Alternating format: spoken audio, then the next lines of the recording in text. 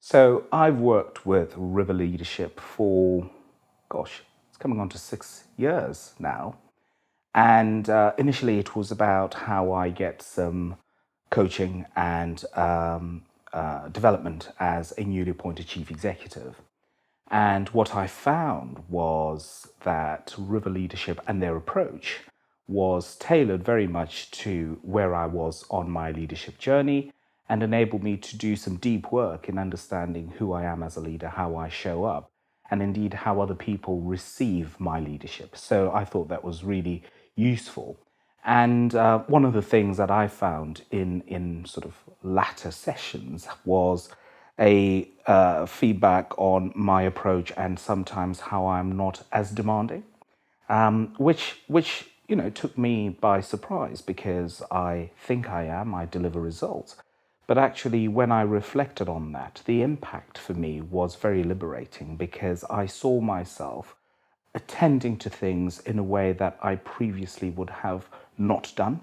I was looking at issues critically, as always, but actually coming to a conclusion early because my inability to do that in some cases meant I was leading and deceiving in equal measure.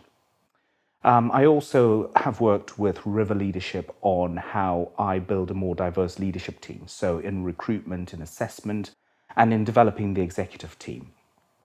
One of the things that we quickly realized from that is we were operating as a team, but made up of talented individuals without connection or synergy.